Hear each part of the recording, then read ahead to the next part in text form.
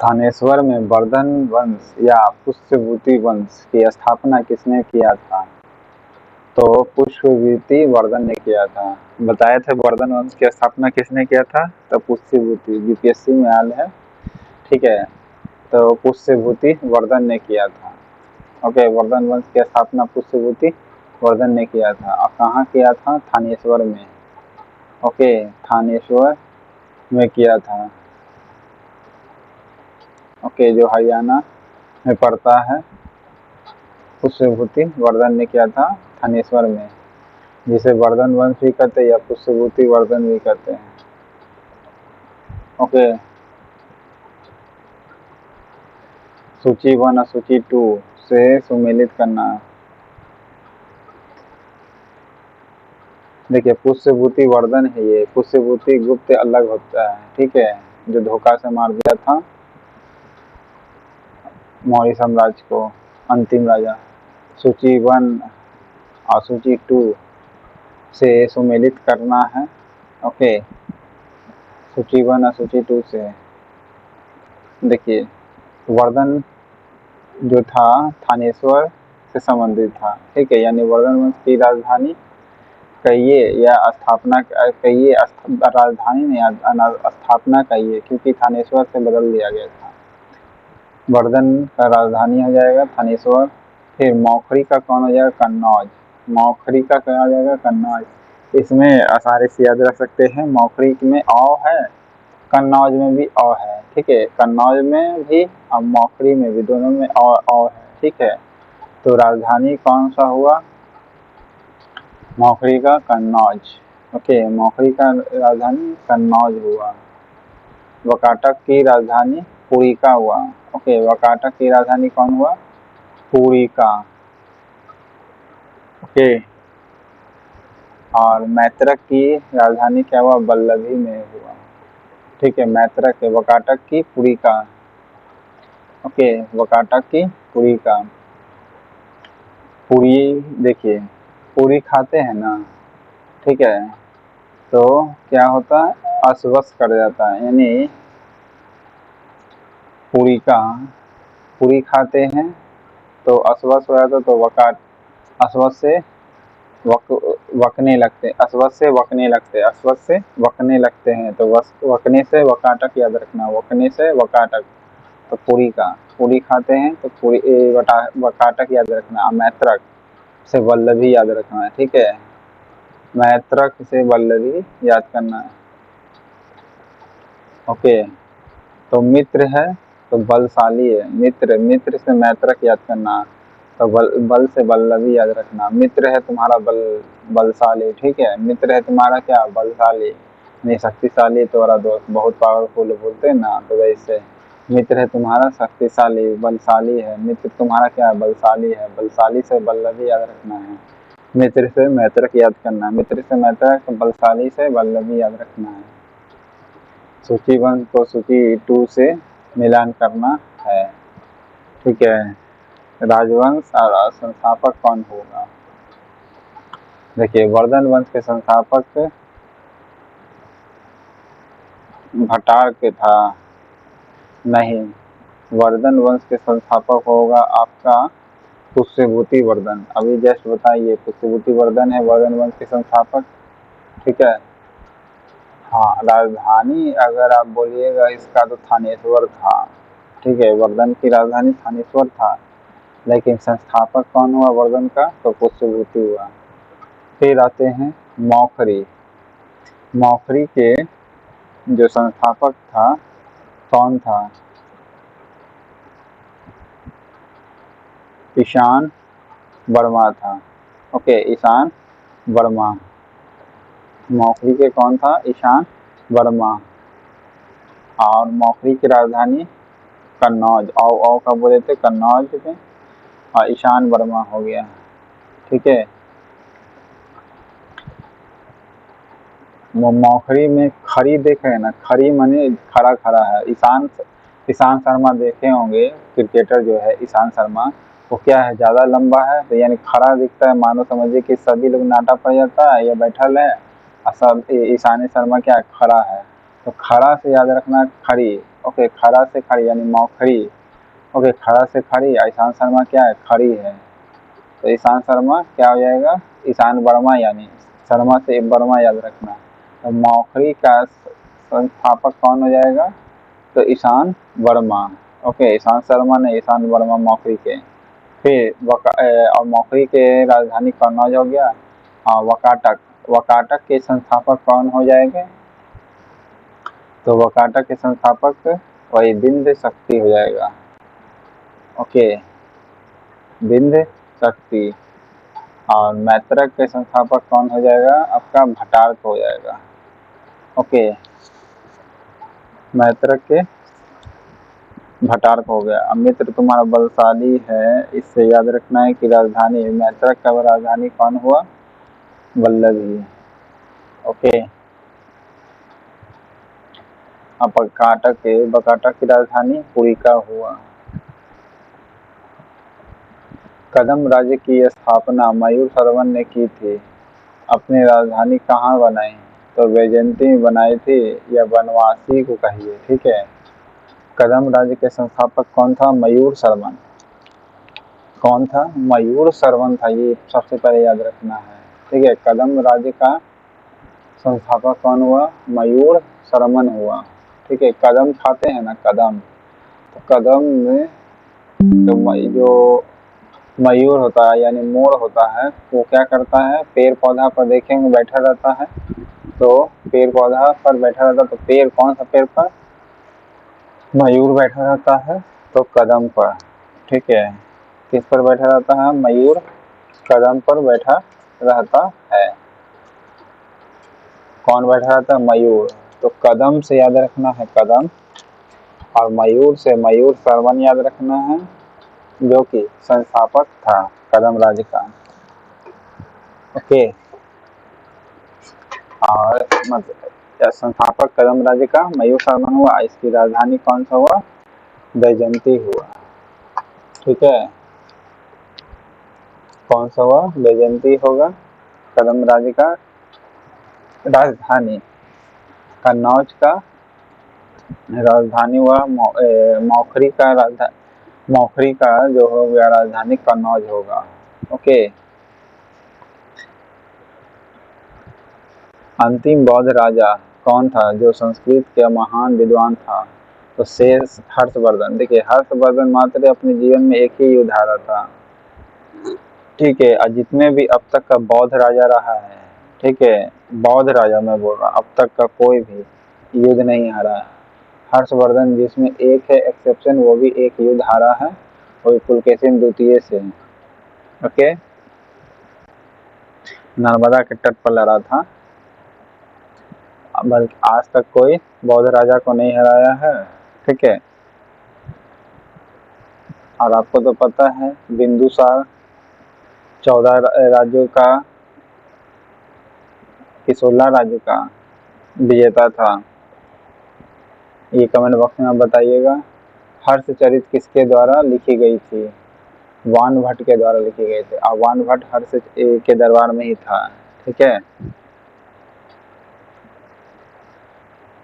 संस्कृत का महान विद्वान लेखक हर्षवर्धन ही था। हर्षवर्धन के समय में जो कौन सा चीनी तीर्थयात्री भारत आया था, वैनसांग आया था, ओके। हर्षवर्धन के समय में कौन सा चीनी यात्री आया था, वैनसांग सबसे पहले आया था, मेगास्थनीज, ओके, विदेशी। फिर चालुक्य राजा पुलकेशिन द्वितीय को किसने पराजित किया था, नरसिंहवर्मन प्रथम ने, ओके, पल्लव शासक था, ओके। चालुक्य राजा था पुलकेशिन द्वितीय, ओके, चालुक्य का राजा था पुलकेशिन द्वितीय, जिसको हराया किसने, नरसिंहवर्मन प्रथम ने, ओके। हर्षवर्धन अपनी धार्मिक सभा कहाँ आयोजित करता था, प्रयाग में, ओके, जिसे आज प्रयागराज कहते हैं ना, या इलाहाबाद। हर्षवर्धन अपनी धार्मिक सभा कहाँ आयोजित करते थे, प्रयाग में। वर्धन वंश की राजधानी थानेश्वर किस प्रदेश में है, हरियाणा में है, ओके। थानेश्वर बताए थे हरियाणा में है, और वर्धन पुष्यभूति वर्धन जो था थानेश्वर राजधानी बनाया था, ओके, फिर आते हैं हर्षवर्धन एवं पुलकेशिन द्वितीय के बीच जो युद्ध हुआ की जानकारी कहाँ से मिलती है? ऐहोल अभिलेख से। किससे? ऐहोल के अभिलेख से मिलती है। ओके, ऐहोल अभिलेख, हर्षवर्धन और द्वितीय पुलकेशिन द्वितीय के बीच में युद्ध हुआ, ऐहोल के अभिलेख से। ओके,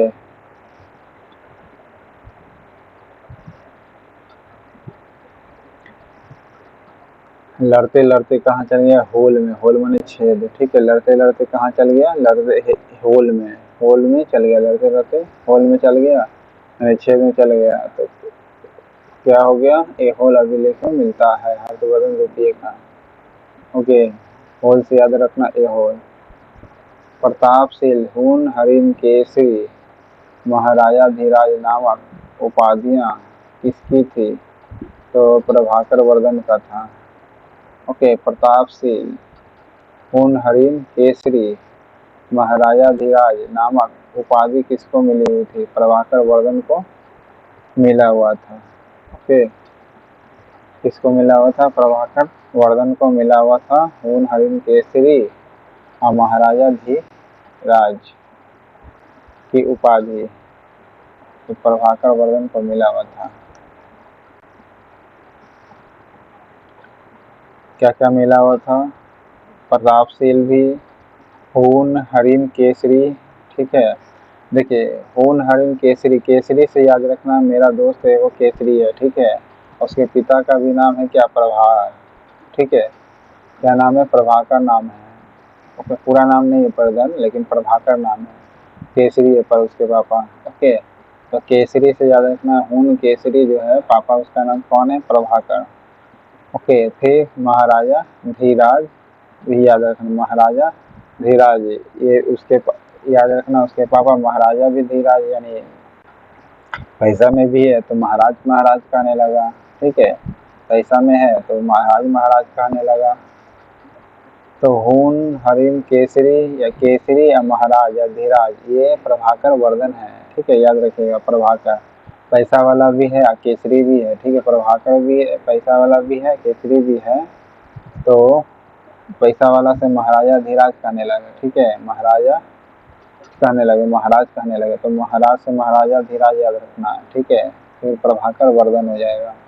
कौन हो जाएगा? प्रभाकर वर्धन। कौन कौन सा उपाधि मिला था? प्रतापशील, हून, हरिण, केसरी या महाराजा धीराज। ओके, ऐहोल अभिलेख में मिलता है पुलकेशिन वन और हर्ष के बीच में युद्ध के बारे में। सम्राट हर्ष ने अपनी राजधानी थानेश्वर से कहाँ स्थानांतरित की थी? कन्नौज में की थी। सम्राट हर्ष ने अपनी राजधानी थानेश्वर से कहाँ स्थानांतरित की थी? कन्नौज में की थी, हर्ष ने। ओके, और कन्नौज किसकी राजधानी थी? मौखड़ी की। ओके, और हर्ष ने अपना राजधानी कहाँ किया था? कन्नौज में किया था। और खाली थानेश्वर बोलेगा किसकी राजधानी थी? तो बोलिएगा वर्धन वंश की। ओके, कुशभूति वर्धन के समय में था।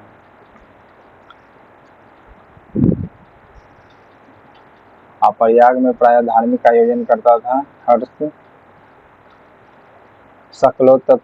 उत्तरपथनाथ, ठीक है, यानी सकलो तो उत्तरपथनाथ किसे कहा गया? तो हर्षवर्धन को कहा गया, यानी सकलो उत्तरपथनाथ किसे कहा गया? हर्षवर्धन को कहा गया है, ठीक है।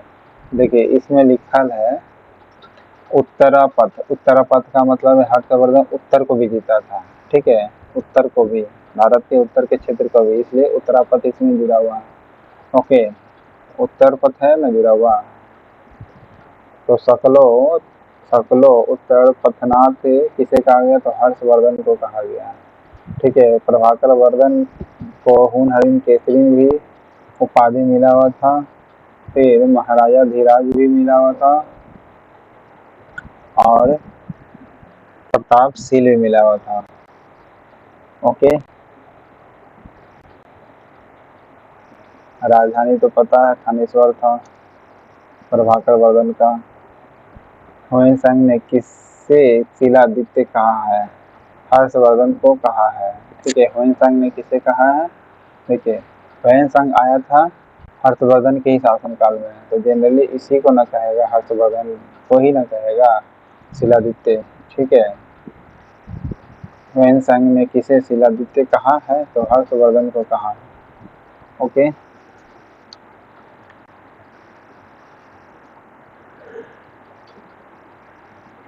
भारत में ये अंतिम बौद्ध राजा था, ठीक है, हर्षवर्धन। यानी पहले भारत में बौद्ध का ही प्रभुत्व होता था, ठीक है। बाद में बौद्ध को खत्म करने में ब्राह्मण राजा पुष्यभूति गुप्त जो था, पुष्यमित्र शुंग उसने मारा, ठीक है। फिर गुप्त वंश के ह्रास के पश्चात उत्तर भारत में बड़े भाग का पुनर्गठन किसने किया था? हर्षवर्धन ने। के गुप्त वंश जब समाप्त हो गया तो फिर उत्तर भारत में बड़े भाग को फिर से पुनर्गठन किया था, तो कौन? हर्षवर्धन ने। ओके, हर्षवर्धन ने किया था। जब गुप्त वंश खत्म हो गया तो उत्तर भारत को सजाया था। ऐसे भी उत्तर भारत से ही सकलों, तो उत्तरापथनाथ इसे कहा गया हर्षवर्धन को ही। ओके,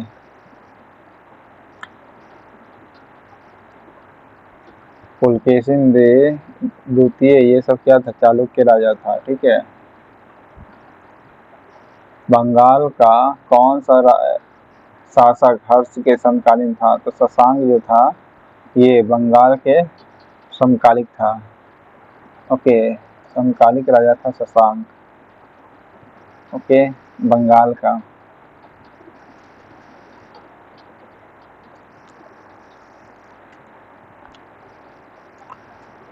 चालुक्य शासक पुलकेशिन द्वितीय ने किस नदी के किनारे हर्षवर्धन को हराया था? तो नर्मदा के तट पर हराया था। ओके, मात्र एकमात्र युद्ध हारने वाला था हर्षवर्धन।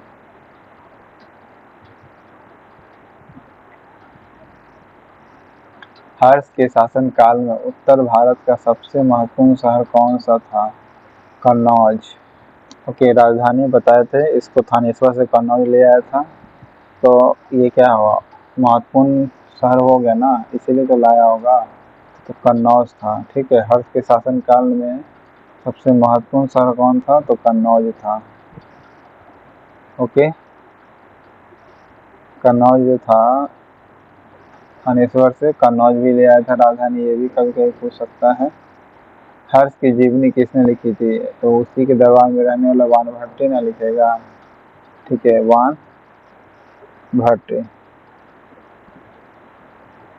वानभट्ट ने लिखा था हर्ष की जीवनी, जिसे हर्ष चरित्र कहते हैं। हर्षवर्धन अपनी धार्मिक सभा कहाँ आयोजन करता था? प्रयाग में। ओके, वर्धन वंश की राजधानी थानेश्वर से किस प्रदेश में? हरियाणा में बता चुके हैं।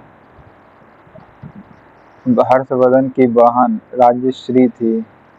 ओके, हर्षवर्धन की बहन कौन थी? राजश्री थी। और उसका विवाह किससे करता है? तो मौखरी नरेश ग्रह ब्रह्मा से। ओके, मौखरी का राजधानी कन्नौज था।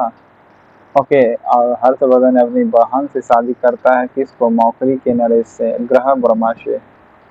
ओके, ग्रह ब्रह्मा से शादी करता है। ओके, हर्षवर्धन की बहन कौन थी? राजश्री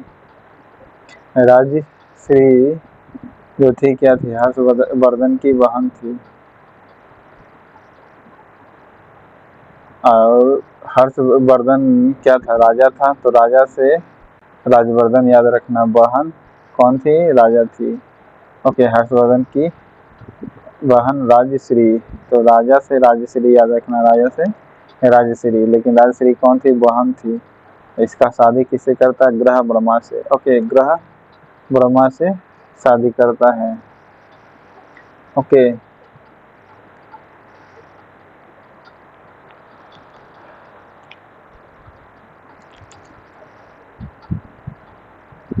हर्षवर्धन के अग्रज राज्यवर्धन द्वितीय की हत्या किसने की थी? गौर नरेश शशांक ने। ओके, हर्षवर्धन के अग्रज राज्यवर्धन द्वितीय है। ओके, यानी भाई को हत्या किसने की थी?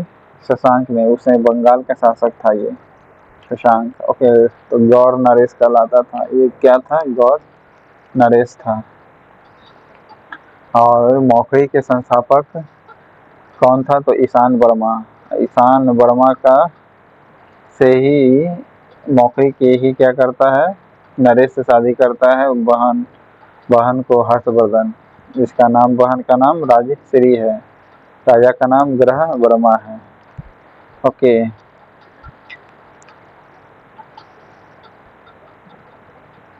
ग्रहों पर राज करने वाली, ग्रहों पर राज करने वाली थी, ग्रहों पर राज करने वाली। शादी होने के बाद महिला क्या करती है? राज करने लगती है ना, तो ग्रहों पर राज करती है। राज्य से राजश्री याद रखना, राज्य से राजश्री याद करना है, ठीक है। राज्य से राजश्री, तो ग्रहों पर राज करती थी, तो ग्रह वर्मा से शादी किया। ओके, और अग्रज की हत्या किसने की थी हर्षवर्धन का? तो गौर नरेश ने किया था। ओके, फिर हर्षवर्धन को 606 ईस्वी में हर्ष संवत की स्थापना किस उपलक्ष्य में की थी? हर्ष संवत की रचना की थी अपने राज्यारोहण के उपलक्ष्य में। ओके, नया शासन नहीं चलाया था, बस इसने क्या किया था? नया संवत चलाया था। ओके, हर्षवर्धन ने क्या चलाया था? हर्ष संवत चलवाया था, यानी कैलेंडर जिसे कहते हैं। कब? 606 ईस्वी में। ओके, 606 ईस्वी में क्या किया था? हर्ष संवत चलवाया था 606 ईस्वी में। ओके, वर्धन वंश की राजधानी थानेश्वर से कन्नौज कौन ले आता है? तो हर्षवर्धन ले आता है। ओके, मौखरी का राजधानी कन्नौज था, ठीक है। वर्धन वंश की राजधानी थानेश्वर से कन्नौज कौन ले गया? तो हर्षवर्धन ले गया। वर्धन वंश की राजधानी थानेश्वर से कन्नौज कौन ले गया? हर्षवर्धन ले गया था। फिर कन्नौज किस प्रदेश में स्थित है? उत्तर प्रदेश में है। ओके, कन्नौज किस प्रदेश में है? उत्तर प्रदेश में है। हुएनसांग की भारत यात्रा के समय सूती कपड़ों का उत्पादन का सबसे महत्वपूर्ण केंद्र कौन था? मथुरा था। हुएनसांग के समय मथुरा था। ओके, कन्नौज कहाँ है आपका? उत्तर प्रदेश में है। थानेश्वर कहाँ है? हरियाणा में है। हुएनसांग की भारत यात्रा के समय सूती कपड़ों का उत्पादन का महत्वपूर्ण नगर कौन था? मथुरा था। ओके,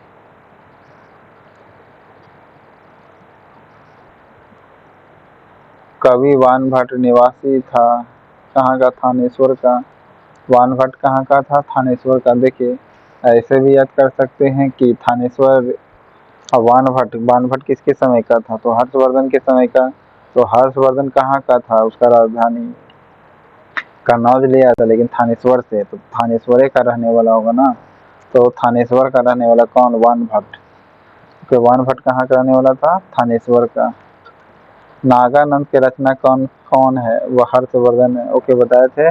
संस्कृत के भी ज्ञाता थे हर्षवर्धन। ओके, हर्षचरित की रचना किसने की थी? वानभट्ट ने। नागानंद की रचना किसने की थी? हर्षवर्धन ने। ओके, नागानंद की रचना किसने की थी? हर्षवर्धन ने। रत्नावली की भी रचना किसने किया था? हर्षवर्धन ने ही। और आपको तो पता है, प्रियदर्शिका, प्रियदर्शी किसे कहा जाता था? तो अशोक सम्राट को कहा जाता था। और अशोक क्या था? बौद्ध धर्म से था। और हर्ष भी क्या था? बौद्ध था। तो उसके बारे में कौन लिखेगा? हर्षवर्धन वर्धन ही ना लिखेगा बौद्ध के बारे में। ओके, तो नागानंद, रत्नावली और प्रियदर्शिका, ये तीनों हर्षवर्धन ने लिखा है। सम्राट हर्षवर्धन ने 2 महान धार्मिक सम्मेलनों का आयोजन किया था। कहाँ? कन्नौज और प्रयाग में। ओके, धार्मिक सम्मेलन। हाँ, ये भी बोला जाता है हर्षवर्धन ने ही, जो अभी आप कुंभ जो देख रहे हैं ना, वो 144 साल वाला झूठा जो प्रचार हुआ था वो प्रयाग में ही हुआ था, ठीक है। और प्रयाग में ही चालू करने वाला पहला कुंभ हर्षवर्धन ही राजा था। ओके। नागानंद रत्नावली प्रियदर्शिका नाटक के नाटककार कौन थे? तो हर्षवर्धन था। ओके। नागानंद रत्नावली प्रियदर्शिका नाटक के, ये सब क्या है? नाटक है, ठीक है। और लिखने वाला कौन है? हर्षवर्धन है। ओके। इसको प्रियदर्शिका तो याद रखना है कि हर्षवर्धन ने लिखा है, क्योंकि प्रियदर्शी थे अशोक सम्राट और अशोक बौद्ध थे, तो हर्षवर्धन भी बौद्ध था, तो उसी के बारे में कौन लिखा है? बौद्ध के बारे में बौद्ध ही ना लिखेगा। तो हर्षवर्धन हो गया, प्रियदर्शिका लिखा, फिर नागानंद और रत्नावली दोनों। ओके। गुर्जरों को किस शासक ने पराजित किया था? हर्षवर्धन ने ही हराया था। ओके। गुर्जरों को किसने हराया था? हर्षवर्धन ने। अब आपको पता है कि गुर्जरों का शासन किधर था? हरियाणा साइड यानी थानेश्वर साइड कहिएगा तो ऑटोमेटिक है कि हर्षवर्धन ही वहाँ के राजा था, तो वो ही लोग ना गुर्जर को हरा सकता है। जी हाँ, ठीक है। और फिर क्या आता है? प्रभाकर वर्धन को कौन कौन सा हून हरिण केसरी प्रतापशील, ठीक है, ये सब महाराजा धीराज की उपाधि मिली थी। ओके। गौर नरेश शशांक जिसने राजवर्धन की हत्या कर दी थी। आज भी भारत में ह्वेन-त्सांग को याद करने का मुख्य कारण क्या है? सु यू की रचना की थी। ह्वेन-त्सांग ने किसकी रचना की थी? सु यू की रचना की थी। ओके। सु यू की रचना की थी। फिर हर्षवर्धन के विजय जीवन में एकमात्र पराजय देने वाला पुलकेशिन द्वितीय कहाँ का शासक था? तो बताए थे बताती का था, जिसे पुराने बादामी भी कहा जाता है। ओके। हर्षवर्धन ने अपनी पुत्री का विवाह वल्लभी नरेश से किया था। देखिए, बहन थी कौन? राजश्री, और बेटी कौन थी? वल्लभी। सॉरी, वल्लभी के नरेश से शादी किया था, ठीक है। जो एक उसकी बड़ी कूटनीति की उपलब्धि थी। वल्लभी नरेश का नाम कौन था? क्या था? ध्रुवसेन था द्वितीय। ओके। ध्रुवसेन द्वितीय था। वल्लभी नरेश। हर्षवर्धन ने अपनी पुत्री का विवाह किया था राजश्री, सॉरी राजश्री तो बहन थी, और पुत्री का विवाह किया था किससे? वल्लभी के नरेश से। ओके। यानी वल्लभी नरेश कौन था? तो ध्रुवसेन द्वितीय। वल्लभी नरेश कौन था? ध्रुवसेन द्वितीय, जो एक बड़ी कूटनीतिक उपलब्धि थी। ओके। कूटनीतिक दृष्टिकोण से इम्पोर्टेंट माना गया था। ध्रुवसेन द्वितीय से शादी किया था। ओके। और वल्लभी नरेश का नाम क्या है? ध्रुवसेन द्वितीय। ओके। शशांक गौड़ का नरेश है। अग्रह वर्मा से शादी किया था राजश्री का। पुत्री का विवाह किया था ध्रुवसेन द्वितीय से। ध्रुवसेन द्वितीय से शादी किया था।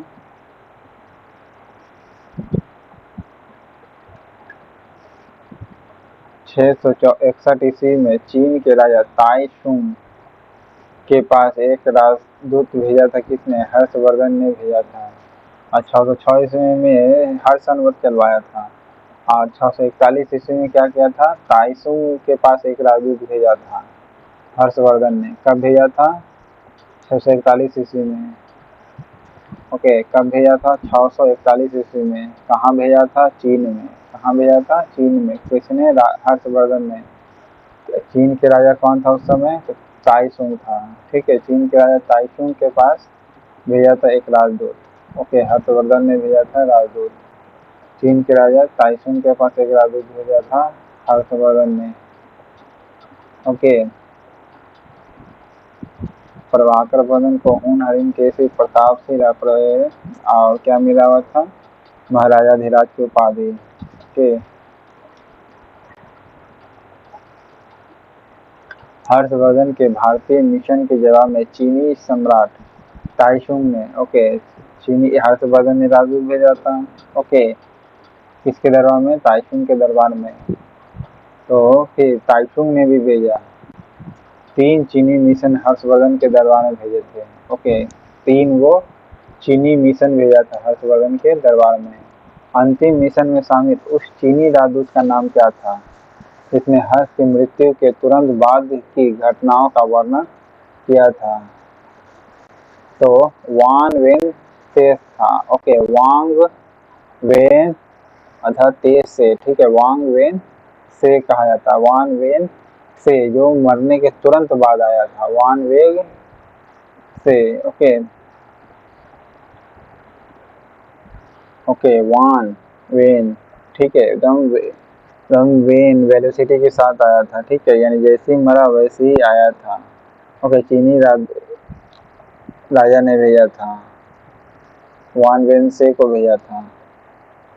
ओके, ये तीसरा और अंतिम था जो तुरंत मरने के बाद हम वेलोसिटी के साथ, यानी वेलोसिटी से वेन याद रखना, वेलोसिटी से वेन याद रखना है, वान वेन से।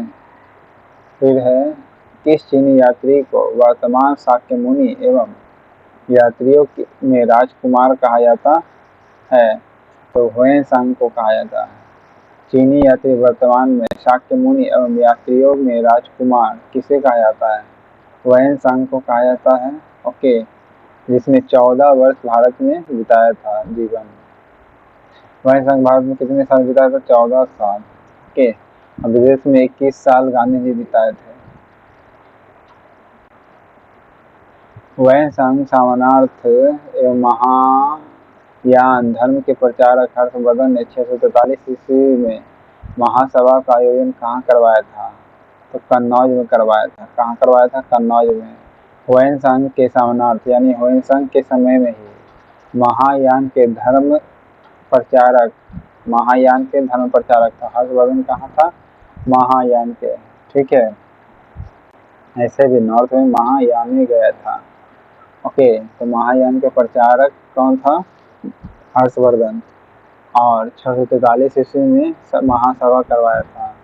कहाँ? 643 ईस्वी में कन्नौज में करवाया था। कहाँ कराया था? तो कन्नौज में। थानेश्वर से कन्नौज राजधानी ले आया। और हुएनसांग के ही समय में ही क्या किया था? एक धर्म प्रचार के लिए, यानी देखिए, महायान का क्या था?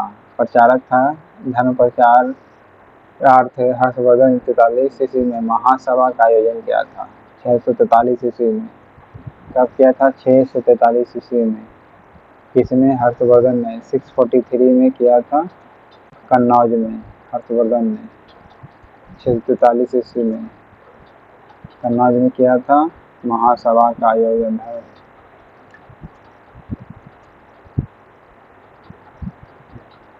कन्नौज आपका यूपी में है। कुंभ मेला का प्रारंभ का श्रेय किसे जाता है? हर्षवर्धन को जाता है। ओके, हर्षवर्धन को जाता है कुंभ मेले का शुरुआत करना। ओके, फिर नर्मदा नदी पर सम्राट हर्ष के दक्षिणवर्ती अग्रगमन को किसने रोका था? पुलकेशिन द्वितीय ने रोका था। नर्मदा नदी पर सम्राट हर्ष के दक्षिणवर्ती अग्रगमन को, दक्षिणवर्ती का मतलब दक्षिण की तरफ भी अब गया था हर्षवर्धन ने, ठीक है, तो दक्षिण में बतापी यानी कर्नाटक ये सब के इलाका में बतापी ही था राजा, ठीक है, यानी चालुक्य राजा था। तो चालुक्य पुलकेशिन द्वितीय ने ही रोका था नर्मदा नदी के तट पर और हराया भी था, ठीक है, यानी दक्षिण की ओर नहीं बने दिया। लेकिन ये उत्तर का राजा था ना, ठीक है, लेकिन दक्षिण की ओर भी कोशिश किया, लेकिन पुलकेशिन द्वितीय ने क्या किया? हरा दिया। ओके, अग्रगमन में को किसने रोका था? तो पुलकेशिन द्वितीय ने नर्मदा की नदी के तट पर ही हरा दिया था। निम्नलिखित में से किसने नालंदा विश्वविद्यालय का 100 ग्रामों की आय दान स्वरूप दी थी? तो हर्षवर्धन ने ही दिया था 100 गांवों का आय। ओके, आय का दान हर्षवर्धन ने ही दिया था।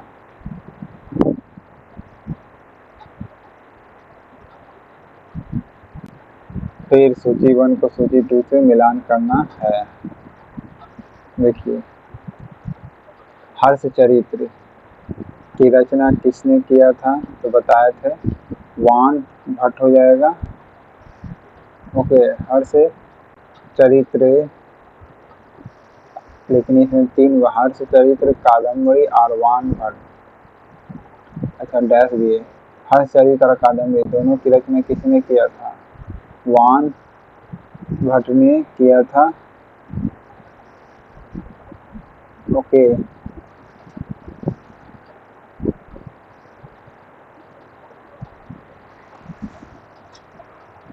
फिर है नीति शतक, श्रृंगार शतक और भक्ति शतक के लेखक कौन है? भर्तृहरि है।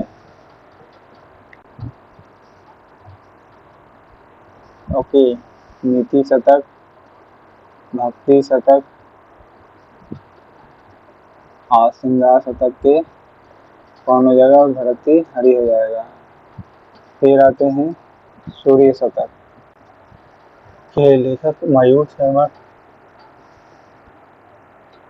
हो जाएगा। ठीक है, कौन हो जाएगा? मयूर शर्मा।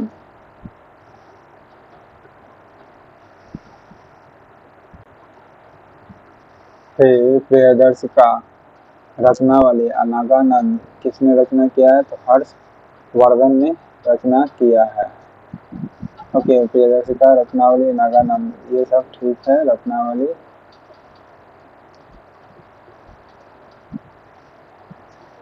सूर्य शतक की रचना किसने किया है? मयूर ने। ओके, सूर्य शतक की रचना मयूर ने। कथन 1 को कथन 2 से देखना है। हर्षवर्धन ने किसी नवीन शासन प्रणाली का जन्म नहीं दिया था। जी हाँ, कोई भी शासन प्रणाली नए तरीके से यूज नहीं किया था, बस संवर्त चलाया था। ओके, 606 ईस्वी में। फिर हर्षवर्धन ने गुप्त शासन प्रणाली को कुछ संशोधनों के साथ अपनाया था। जी हाँ, गुप्त के बाद ही आता तो है ये हर्षवर्धन, कुछ ही संशोधन किया था शासन व्यवस्था को और फिर उसे अपनाया था। तो ए आर का सही कथन है। ओके, इसी कारण क्या किया था? नहीं अपनाया।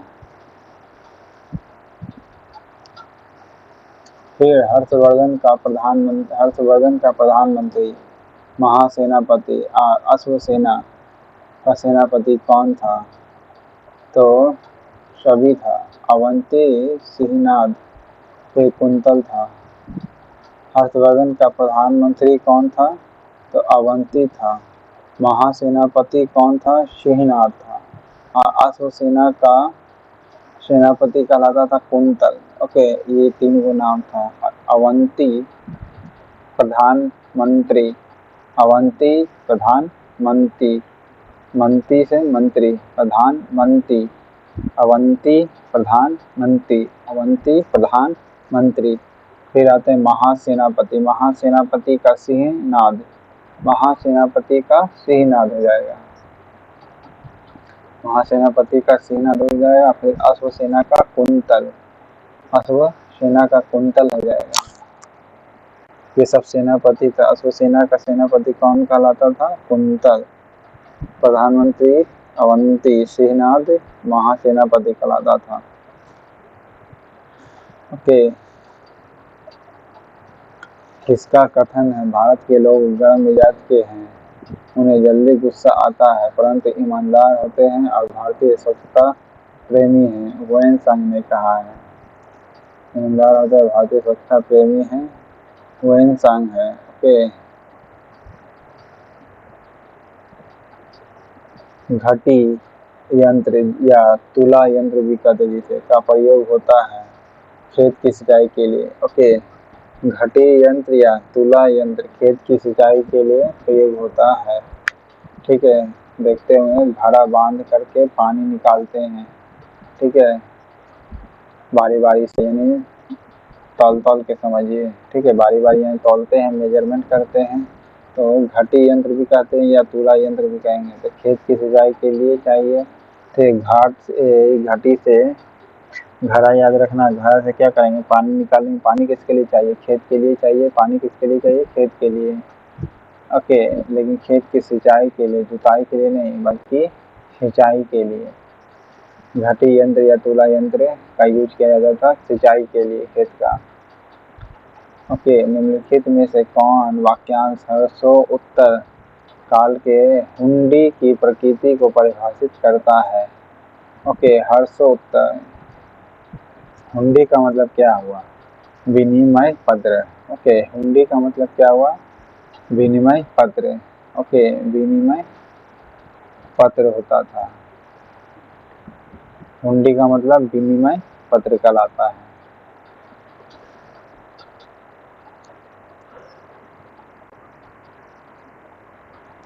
दक्षिण भारत के संदर्भ में है। एरीपत्ती का मतलब क्या होता है? जलाशय की भूमि। एरीपत्ती का मतलब क्या होता है? जलाशय की भूमि। एरीपत्ती। ओके, एरीपत्ती जलाशय की भूमि कहलाती है। ओके, एरी कहाँ डूबल है? तुम्हारा पानी में, जल में। ठीक है, एरी कहाँ डूबल है? पानी, जल में। एरी कहाँ डूबल है? जल में। एरी कहाँ डूबल है? जल में। तो जलाशय की भूमि को कहते एरीपत्ती। ठीक है, दक्षिण भारत में कहा जाता था। एरी, पैर का एरी होता है ना, जल में डूबल है तो जलाशय की भूमि कहिएगा। हर्ष के काल में भू राजस्व की सीमा कितनी थे? 1.6 से लेकर 1.10 था, यानी टैक्स बहुत कम लिया जाता था। हर्ष के शासन काल में भू राजस्व की सीमा कितनी थी? 1.6 से 1.10। ओके, हुंडी का मतलब क्या होता है? विनिमय पत्र होता है। घटी यंत्र कहिए या तुला यंत्र। क्योंकि घड़ा से क्या करते थे? पानी निकालते थे तल तल के। ठीक है, तो खेत की सिंचाई के लिए। मौखरी शासक की राजधानी कहाँ थी? तो कन्नौज थी। ओके, मौखरी शासक की राजधानी कौन थी? कन्नौज था। ओके,